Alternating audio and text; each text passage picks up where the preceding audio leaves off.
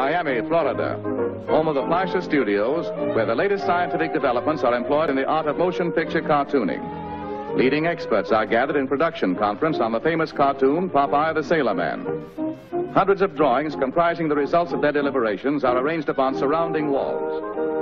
The pictures representing highlights in the story's development are shifted around as department heads plan or change details of production. Known as idea or key drawings, they are given to a group of artists called animators. The animators further develop the idea by making additional sketches, each one of which bears a slight change in picture alignment and figure contour in order to depict a degree of progressed action.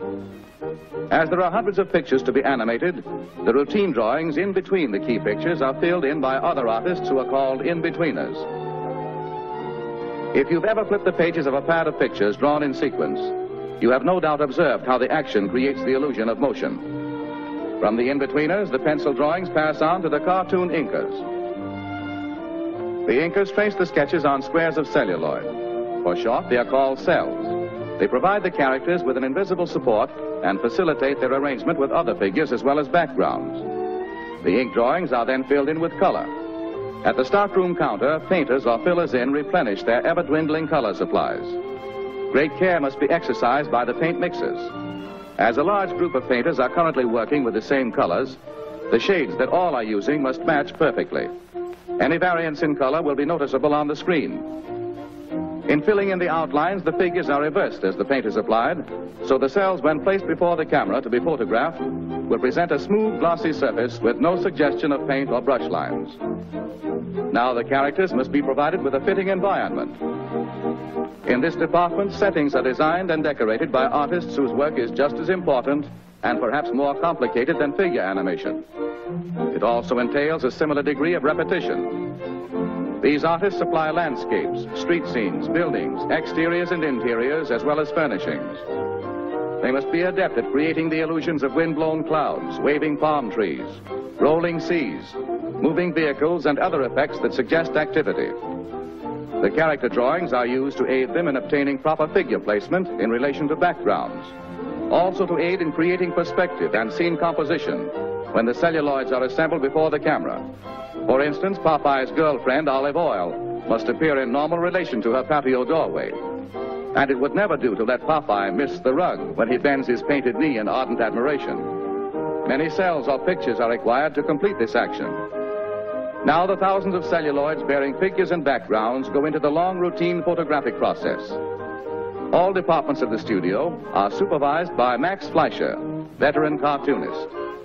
In bringing the spinach-inspired seagoing strongman to the screen, he is known as Popeye's Filmland Papa.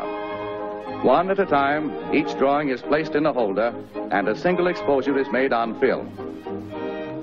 Upon this new apparatus, actual scenes are constructed to convey the idea of depth and to permit the movement of backgrounds. For instance, many drawings of this bird must be photographed, each one with the wings and other lines of body contour in slightly changed positions. Also, with each exposure, the background is moved to create the illusion of flight. The process must be repeated many times with all characters and accessories that simulate motion.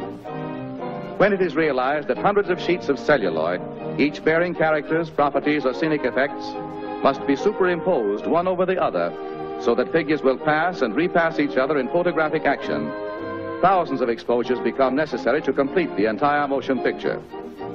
The production of film cartoons is long on routine and heavy with detail, and requires considerable special equipment.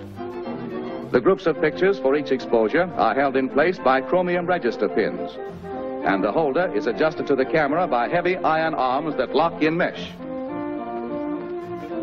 Beginning with one sustained picture, note how this series of pictures flashed on the screen up to the rate of 24 per second speeds the action. The eye retains the image of one until another appears, creating the illusion of motion pictures. Finally, the picture goes into the cutting room, where the film is cut into scenes and edited. Voices are then recorded on the film, and department heads put Popeye through a preview. Princess, wouldst it please thee? Or, wouldst it please thou? What are you, a thee or a thou? Fairest one, I was about to say is that... Yes, I'll marry you. You will? Oh, she's gonna marry me. Oh, it's wonderful. I think she's making a big mistake, but I don't know. Oh! I go. Bring me friends to the wedding.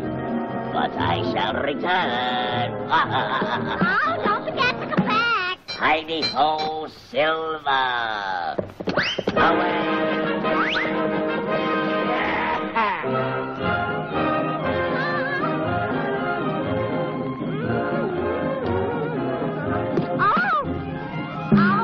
Thus, through popular science, an out-of-the-inkwell illusion becomes fantastic screen entertainment.